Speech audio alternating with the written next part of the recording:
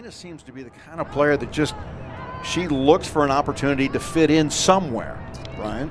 Yes, yeah, and I think, like I said, this new role is more suited for her. She's, again, a very shifty player and not afraid to shoot, and so being in a position where she's constantly facing the goal, I think, has suited her. Chattanooga is going to make the first 2 substitutions in this match, as Dunahee will check out, as will Quinn Johnson.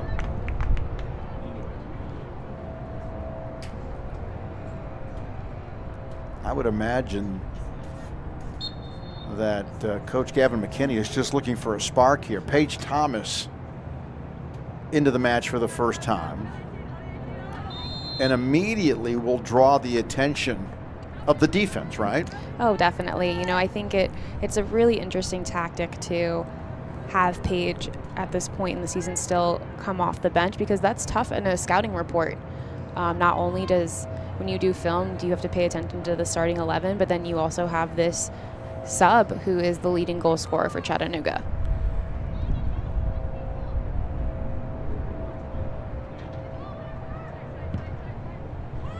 So Mastrangelo and Thomas, the 2 substitutions for Chattanooga. Offensively, Mastrangelo with 2 assists on the year, and Paige Thomas with 2 game-winning goals. She has 5 on the year overall and 1 assist. So Coach McKinney has added plenty of offensive firepower into the lineup here, as we have 20.5 minutes to go here in this scoreless first half from Chattanooga.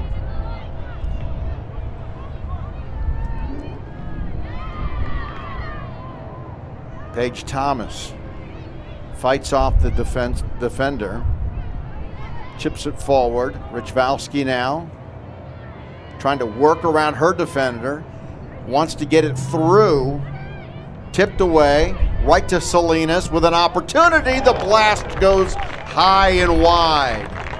So Salinas is feeling it early offensively. I was going to say, this is a new confident Salinas. I think in years past, as she was younger, a little bit more tentative to take those shots, but something tells me that Coach McKinney has encouraged her to, every time she gets her foot on the ball, to take a shot, and she's been close.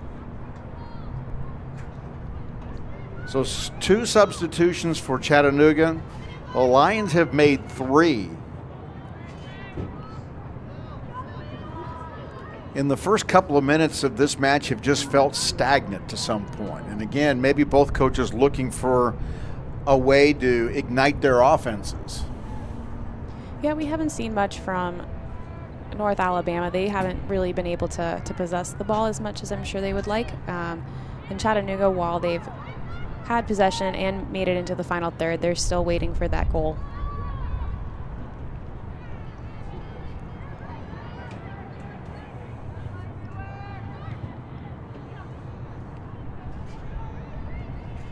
Lions trying to mount an attack here and get their first shot of the match. Instead, they are turned aside.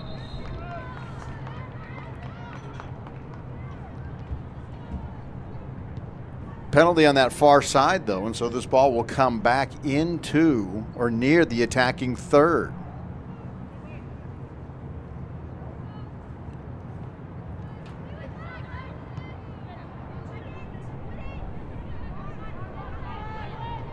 Parham maintained possession. Back to Spate. This is Parham again. Ford moves it to the near side.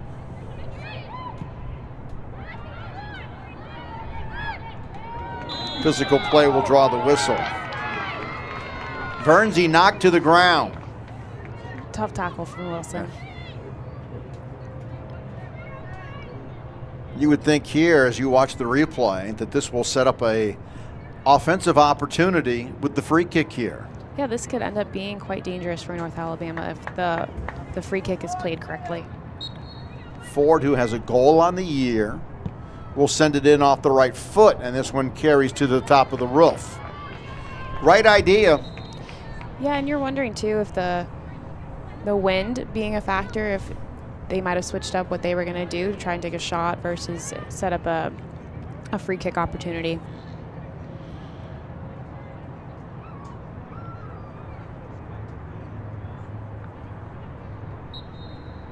Lions trying to press here. Maybe force a turnover and force an opportunity. That was their first shot here in this match. Turnover. And the Lions trying to play it forward. Looking for a weakness in this defense. Not able to get behind it as Wilson in the corner there wins it out.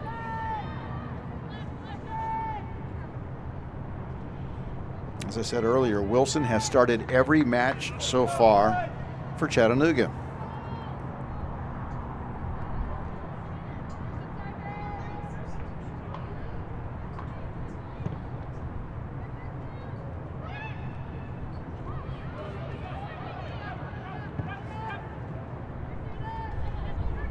These two teams meeting for the 7th time overall. Chattanooga has won all 6.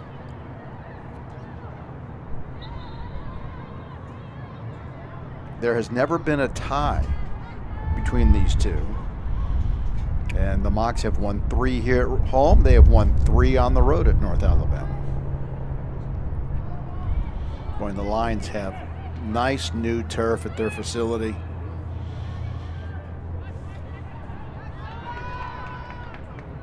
And like Chattanooga, they share their stadium with their football team.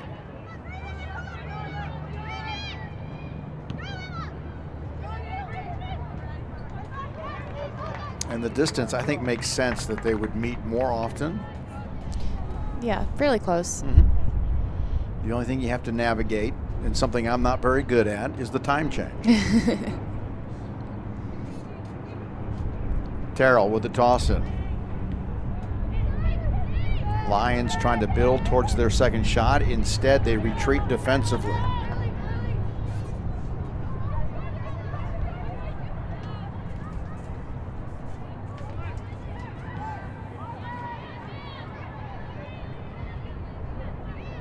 Last meeting between these two was 2 years ago when Chattanooga won it by a score of 1-0, and that was when they were on the road.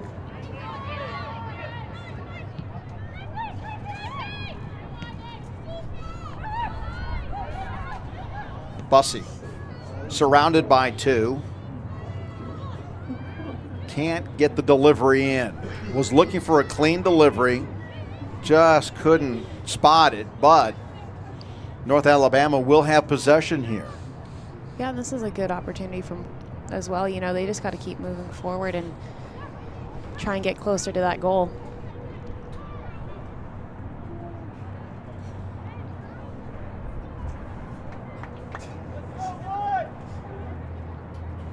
We've mentioned Gavin McKinney. We should talk about Chris Walker. The last win for the Lions represented number 100 for him as a coach. That's exciting. It is exciting, actually. It's a good milestone. Yeah. Winning 100, losing 97, 26 draws. This one comes in, and it just sails across that open mouth and goes wide. And that was a really great ball played by North Alabama. Well, their biggest threat here, other than the shot that was roofed,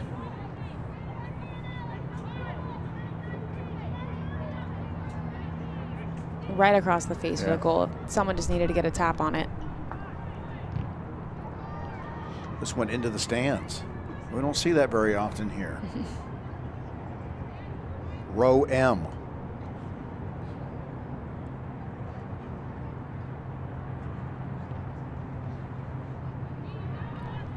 Tight quarters here.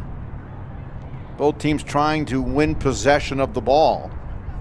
And you wonder if a close call like that almost reawakens Chattanooga. In the match for the Mocs, number 10, Zoe Mize, for number 28, Emma Reeves. Number 5, Elle Wakefield, for number 2, E.G. Dillard.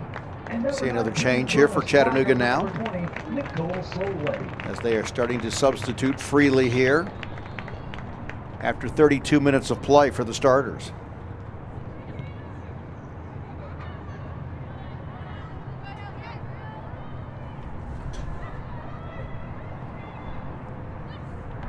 After Chattanooga finishes up here today, they will be on the road to Cincinnati to take on Xavier before returning home to play again next Sunday against Belmont at 2 o'clock. And then finally, they will get into Southern Conference play.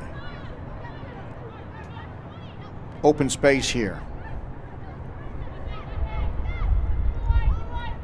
Lions looking to build something here. Terrell in the corner. Battled there. Nicely done. And the Lions, who have been aggressive here with possession of the ball, will try to work into a shot. There's been a stoppage of play, though. You know, that corner flag got jostled about, and I think maybe it has been pushed out of place. And so they'll kick it back into place. And we'll resume here in a moment.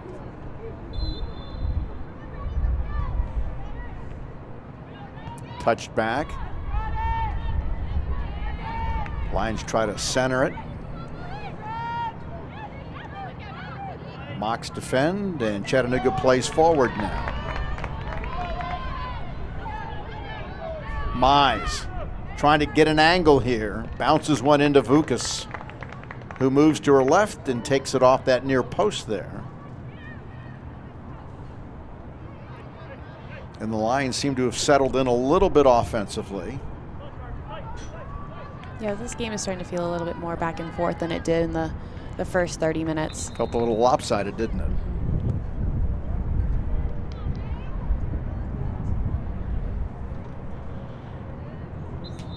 Lions come into this one. They have scored 8 goals in their last 3 matches.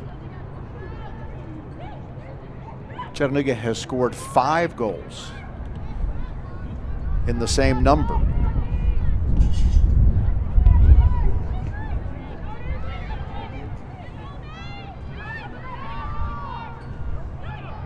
Mize wins the ball for Chattanooga. Going to get in that corner. Going to look for somebody. Sends it across. Richvalski with a shot over the reaching hand of Vukas, and the Mocs have taken a 1-0 lead. And what an exciting goal, coming off of a cross and a quick reset, keeping the ball in the right outside the 18. Abby Marek just getting a touch on it, and Richvalski again, just a nice little tap over the keeper.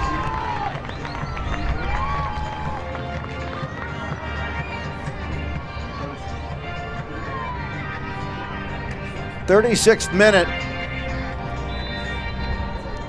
and Chattanooga has taken the 1-0 lead. And you can see again, just Abby Marek just resending the ball across, and Richvalski just getting a nice little tap on it. Richvalski now her 4th of the season, as she is now 1 off of the leading pace of Paige Thomas. Took a while. Boy, and Vukas just really couldn't stretch out anymore. I thought she timed her jump well. That ball was just perfectly placed just underneath the top bar. Yeah, those are ones that you wish you were just slightly taller. Honestly, there's like you mentioned, there was nothing that she could have done. It was just the pace of it, and it fell right over her. The assist to Marek on that goal. Marek with her 1st of the year.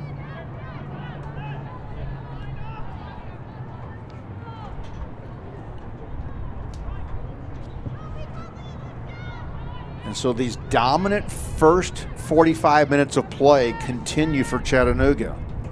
Just an area where they have been so good this year. We mentioned earlier the number of goals they have scored in the first was 10, and that is now number 11 on the season.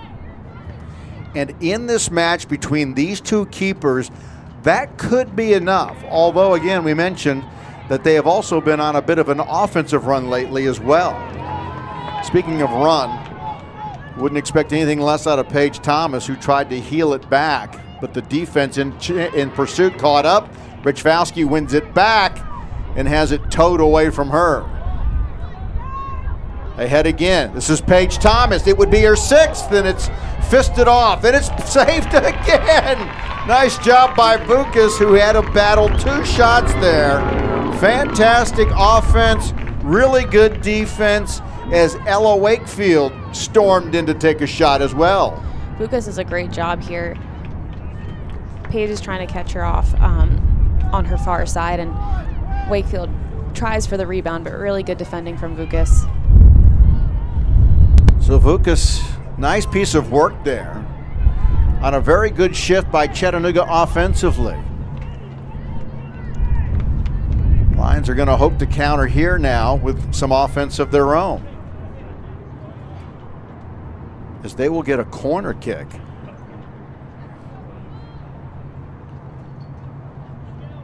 And we've seen crosses from North Alabama go right across the face of the goal, so this corner should be no different. Dangerous opportunity. This will be their first of the match.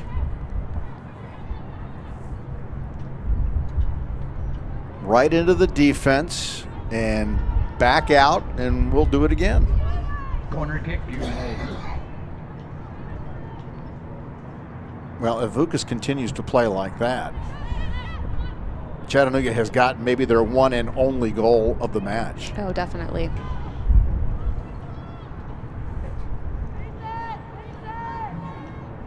Bucas again, just as a reminder, 4 shutouts this year. Eckern has 3.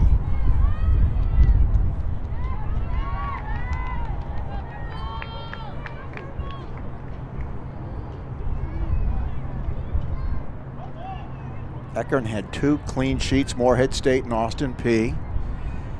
And then Chattanooga went to Tennessee Tech and surrendered 2 goals.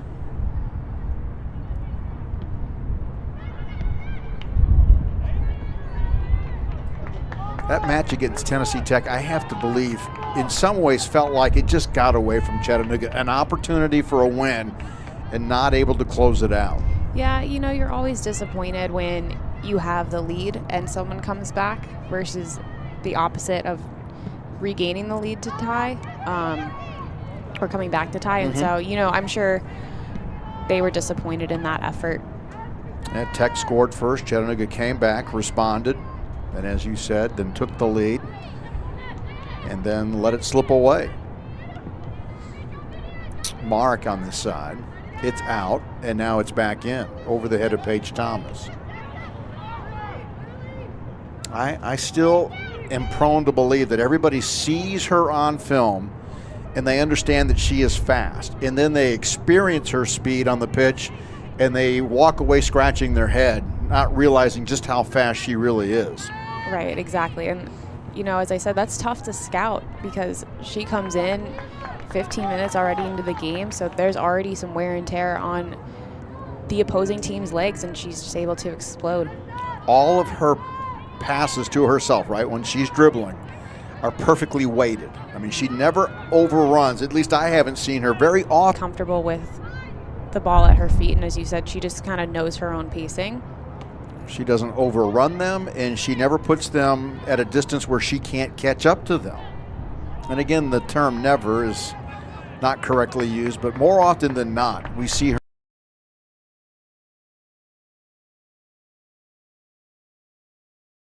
her in control of her own dribble.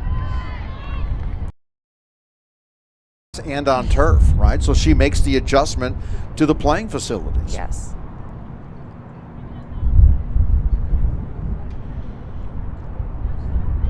Well, if you're just catching up with us, Chattanooga's Carolyn Richvalski scoring her 4th goal of the season, coming in the 36th minute of this first half.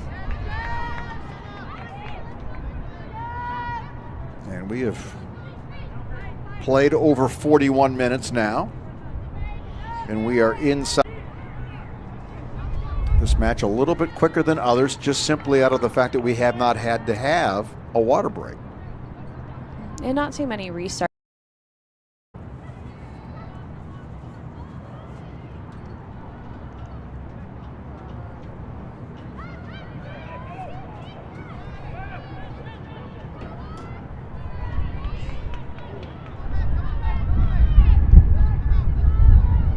Mize on that far side. Speaking of overrunning, it just stepped beyond it, but was fortunate that Parham came in behind her and then touched it, and touched it enough that it went out of bounds.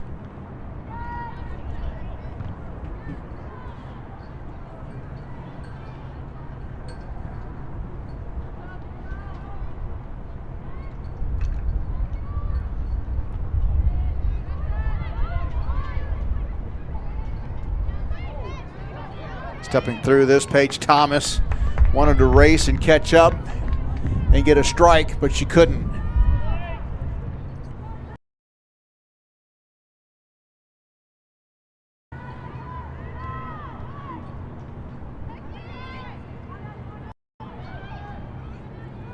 Mentioned 8 goals on the year for the line.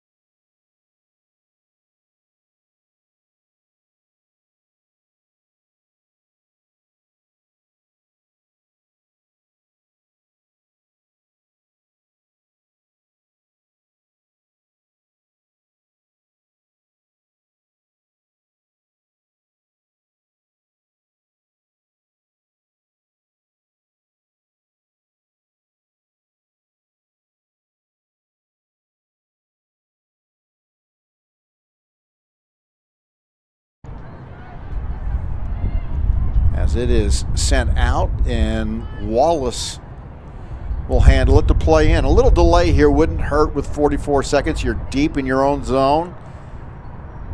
You don't want to turn this one over. Wilson gains possession here. Had it intercepted. Parham, the captain, trying to connect on the pass forward. Flag stayed down, ball rolled out. Eckern will have it now. And we are down to 10 seconds to go. 9, 8, 7, 6, 5, 4, 3, 2, 1, 0. First half is over, and Chattanooga has taken the lead and has held on to the lead. The score is 1-0. Will it be enough? Carolyn Eckern has been the Southern Conference room with a clean sheet so far. We'll come back with our halftime coverage following this break on ESPN.